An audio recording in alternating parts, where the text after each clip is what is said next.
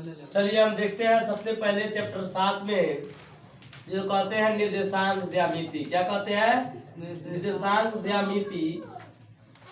निर्देशांक ज्यामिति कहिए या इसको कहिए कोऑर्डिनेट ज्योमेट्री।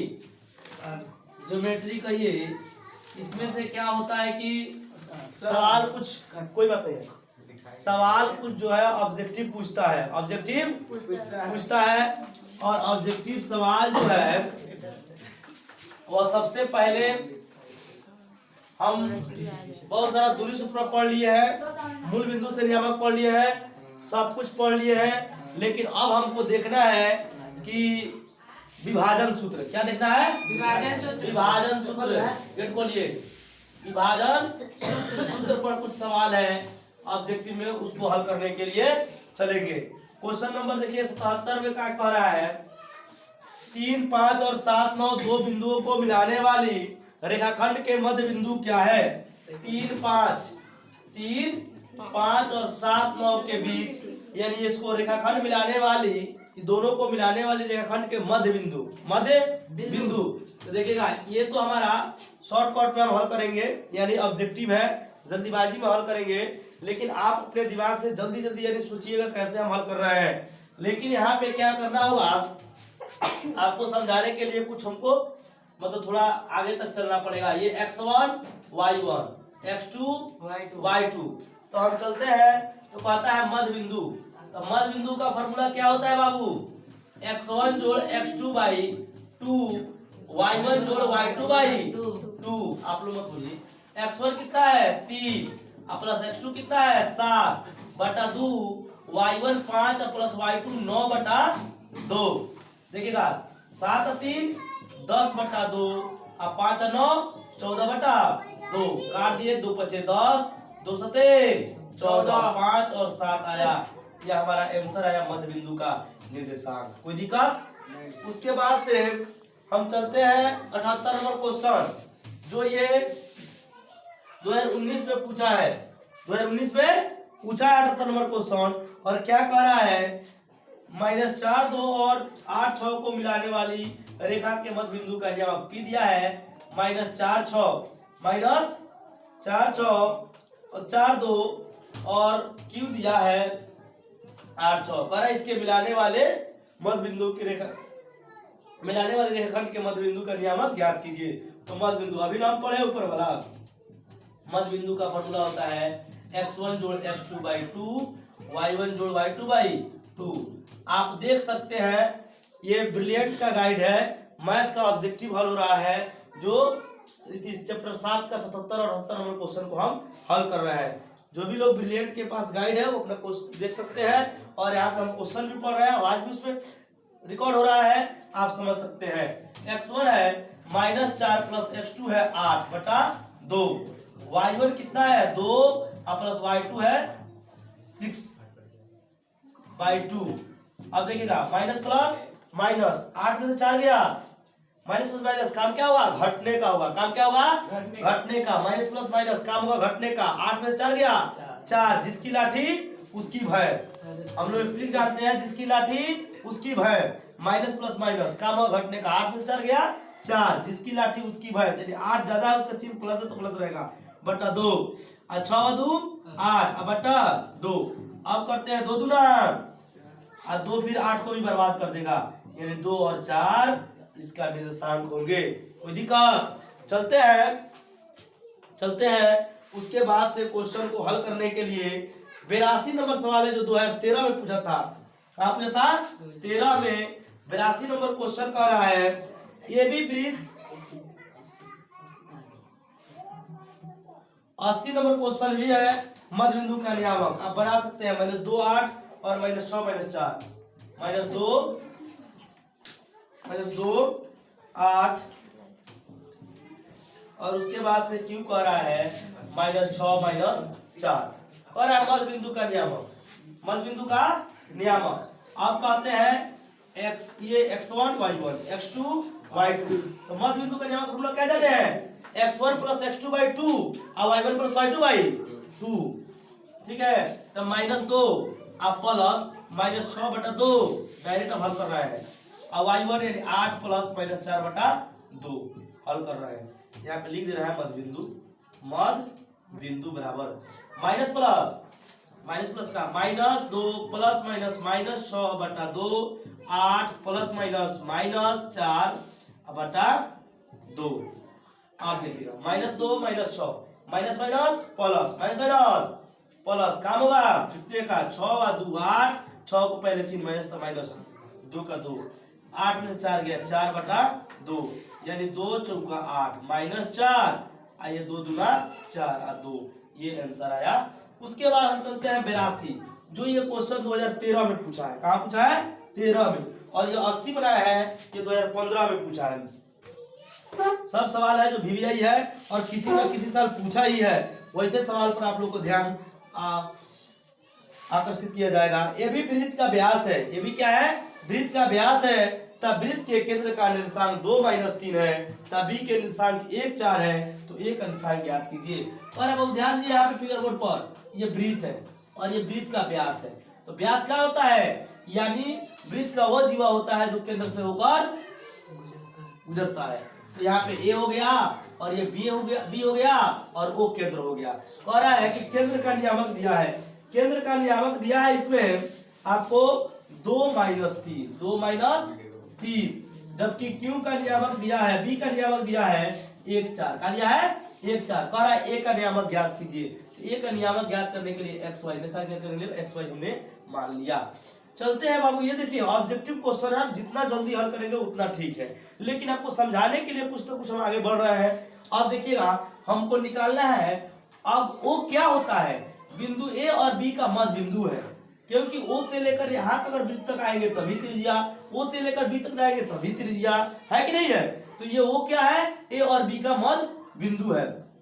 तो कहेंगे केंद्र O पर x नियामक, केंद्र O पर x नियामक, यानी x नियामक चलेंगे तो फार्मूला लिखेंगे x वाला x1 + x2/2 हो गया, इतना ही। तो चलेंगे तो यहाँ पे x नियामक क्या है 2 है, यानी भुज क्या है 2 है, x1 क्या है खाली x, x2 क्या है 1/2, इसके नीचे 1 छुपा हुआ है। हम जानते हैं तिरछा तिरछी गुना करते हैं, 2 दूना 4, 1 में करेंगे x + 1 तो x + 1 होगा, और 4 1 है उस गांव का, इस 1 यहाँ पे है लेकिन इसके जाति का 4 यहाँ पे है।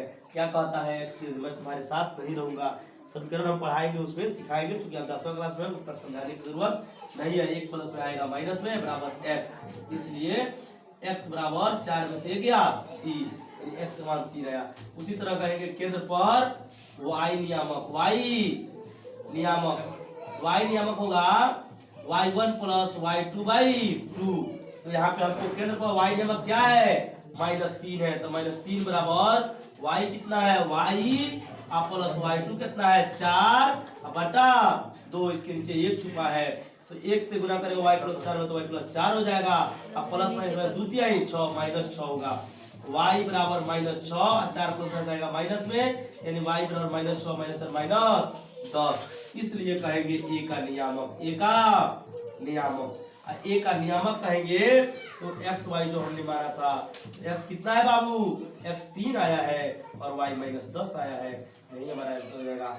आपको हल करने के लिए हम आगे बढ़े हैं, नहीं तो आप मन में सोचते स्पष्ट से कहते x + 1/2 बराबर 2, हल कर लेते x प्लस 1/2 बराबर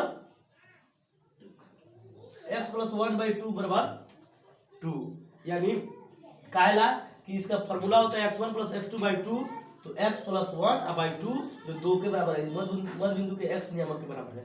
उसी तरह तो अपना हल कर लेते हैं, इक्वेशन हल कर लेते हैं, जो आना होता सो आ जाता, y + 4/2 = -3, ठीक है। तो इस तरह करके भी हमारा हल हो जाता, लेकिन आपको हम समझाने के लिए इतना चले हैं, हालांकि ऑब्जेक्टिव को इतना लंबा लेकर नहीं जाना चाहिए था। यही तो हम चाहते तो 2 3 6 -6 y + 4 उधर जाएगा, सब हो जाएगा दोनों माइनस में, -6 - 4 -10, ठीक है। इस तरह सोचने में आप सोचने में तेजी कीजिएगा। उसी तरह हम चलते हैं 82 हो गया। अब चलते हैं यहाँ पे y1 छूटा है, चलिए अब चलते हैं उसके बाद से 82 नंबर के बाद एक क्वेश्चन और है 85 नंबर जो 2018 में पूछा था। इस 2018 को कहा जाता था यही 2018 में हुआ जिसमें एग्जाम हुआ था, इतना हार्ड क्वेश्चन आया था, बच्चे बेंच वगैरह तोड़ दिए थे। मत पूछिए, प्लानिंग बोर्ड में आग लगाने के लिए भी हो गया था। ठीक है, आप न्यूज वगैरह भी देख सकते हैं, प्लानिंग हुआ था कि बोर्ड में भी आग लगा दिया जाए। उस साल इतना तो क्वेश्चन मतलब हार्ड क्वेश्चन कभी नहीं पूछा गया था उस साल को। मतलब समझिए कि जो सेट किया था न जाने, हमको तो लग रहा था कि उसके बाल बच्चा नहीं है, वैसे समझ के सेट किया है। कहते हैं जब बाल बच्चा जिसका नहीं होता है उसको माया मोहब्बत नहीं रहता है, और उसको जब माया मोहब्बत नहीं रहता है तो वह क्या करता है, कोई सोच जैसे पाता है वैसे सवाल सेट कर देता है, ताकि उसको कहा अपना बच्चा को थोड़े पढ़ना है, अपना बच्चा को मोहब्बत होता है, दूसरे बच्चा को मोहब्बत थोड़ा उसके लिए दर्द होता है। खैर कोई बात नहीं है। 85 नंबर क्वेश्चन की तरफ हम चल रहे हैं। उस बिंदु का नियामक जो 1 1 तथा 2 3 को जोड़ने वाले रेखाखंड को 2:3 के साथ विभाजित करता है। कह रहा है कि उस बिंदु का नियामक जो बिंदु 1 1 2 3 1 1 और 2 3 इसको जोड़ने वाले रेखाखंड को 2:3 के अनुपात में विभाजित करती है। 2:3 के अनुपात विभाजित करती है। तो अनुपात दिया है 2:3 2:3। तो चलिए यहाँ पे अब तो हम डिटेल से नहीं पढ़ाएंगे, डिटेल से इसलिए नहीं पढ़ाएंगे क्योंकि आपको हम चैप्टर में पढ़ाए हैं। यहाँ पे चलेंगे डिटेल्स में तो समय लगेगा, हमको अब देखो हल करना है। तो m/n दिया है 2:3 2:3 m 2 और n 3 कहेंगे कि मान लीजिए कि यहाँ पे a बिंदु है जिसको 1 1 हम नियामक देते हैं, b है 2 3 है, हमको p नियामक ज्ञात करना है जो 2:3 में बांटती है। चलिए तो कहेंगे p का नियामक mx2 जोड़ nx1 बटा m प्लस n, my2 जोड़ ny1 बटा m प्लस n। चलिए यहाँ पे हल करते हैं इस फार्मूला से। mx2 m कितना है यहाँ पे 2 है, कितना है 2, x2 कह रहा है, x1 y1 x2 y2 m 2 है, x2 कितना है 2 है। तो कहेंगे 2 गुने 2 प्लस n x1 n कितना है 3 गुने x1 1 3 गुने 1 बटा m plus n m plus m2 और m3। उसके बाद से my2, उसके बाद से जब चलते हैं my2 तो m कितना है वो m कितना है m है 2 है आगुण है y1 y2 है 3 y2 3 प्लस ny1 n 3 गुणे y1 1 बटा 2 प्लस 3।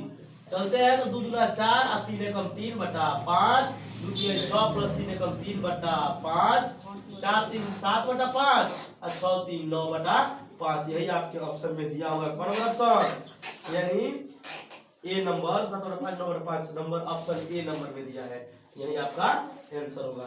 ठीक है, तो ये था हमारे विभाजन सूत्र पर। कौन सा विभाजन सूत्र में 2 ही चीज दे सकता है, 2 3 सवाल इसी टाइप का देगा, इसके दूसरा टाइप का नहीं देगा। अंक बदल सकता है लेकिन दूसरे टाइप का नहीं दे सकता है।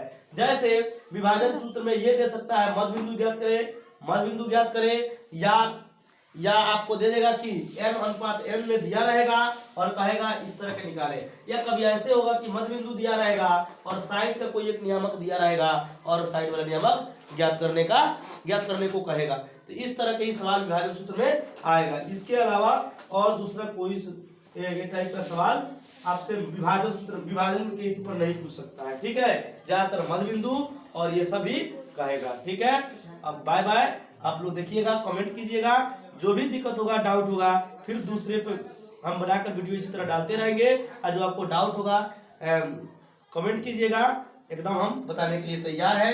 अभी चैप्टर 7 तक जा चुका है, उसके आगे हम पढ़ा रहे हैं, और लाइक कीजिएगा और सब्सक्राइब कीजिएगा। जय हिंद।